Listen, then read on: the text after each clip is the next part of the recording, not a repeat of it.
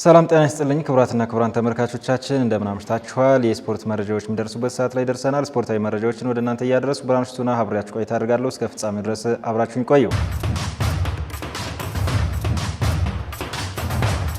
ማንቸስተር ሲቲ፣ ቼልሲ እና ኒውካስትል ዩናይትድ የ2025-26 የአውሮፓ ሻምፒዮንስ ሊግ ተሳታፊነታቸውን አረጋገጡ። እንደሚከተለው አዘጋጅተነዋል።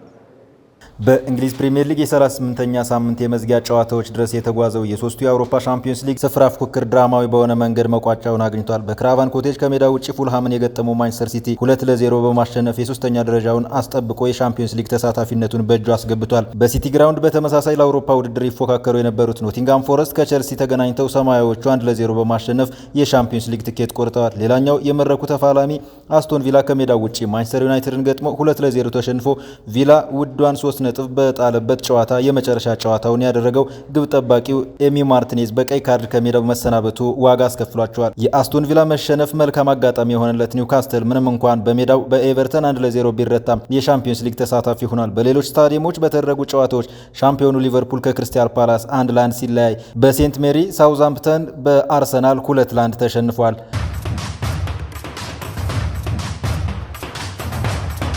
የአርሰናሉ ግብ ጠባቂ ዴቪድ ራያና የኖቲንጋም ፎረስቱ ግብ ጠባቂ ማት ሴልስ በተመሳሳይ 13 ጊዜ ያህል በእንግሊዝ ፕሪሚየር ሊግ መረባቸውን ባለማስደፈር የወርቅ ጓንት አሸናፊ ሆነዋል።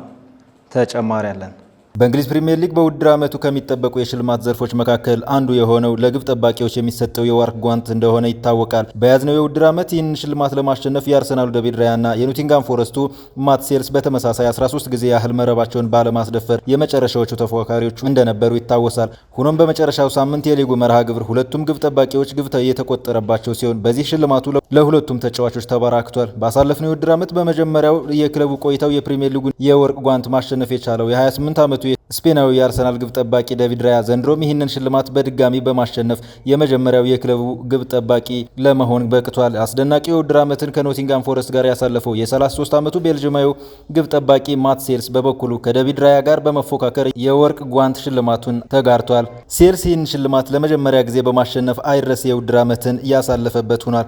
በሚኬል አርቴታ የሚመራው አርሰናል በደረጃው ሁለተኛ በመሆን ያጠናቀቀ ሲሆን በቀጣይ የውድድር ዓመት በሻምፒዮንስ ሊጉ ተሳታፊ መሆኑ አረጋግጧል። የኑኖ ስፒሪቶ ሳንቶ ኖቲንጋም ፎረስት በበኩሉ 7ኛ ደረጃ ይዞ ማጠናቀቁ በአውሮፓ ኮንፈረንስ ሊግ ተሳታፊ ለመሆን በቅቷል።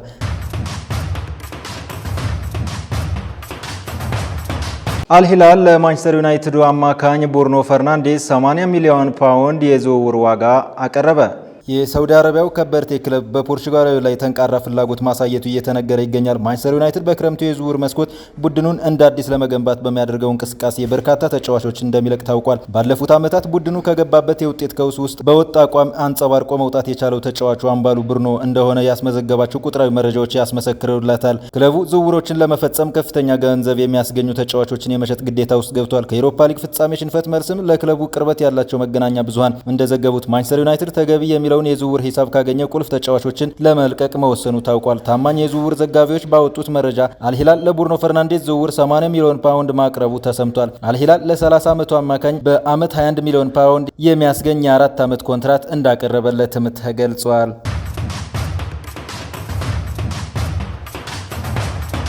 ክቡራትና ክቡራን ተመልካቾቻችን ከጄኤምኤን ቴሌቪዥን ለዕለቱ ያዝናችሁ ስፖርታዊ መረጃዎች እስካሁኖቹ ይመስሉ ነበር። ስፖርታዊ መረጃዎችን ወደ እናንተ እያደረስኩኝ ብራንሽቱና አብሬያችሁ ቆይታ አድርጋለሁ። ከቀሪ ዝግጅቶች ጋር ሰናይ ምሽት ተመኘው።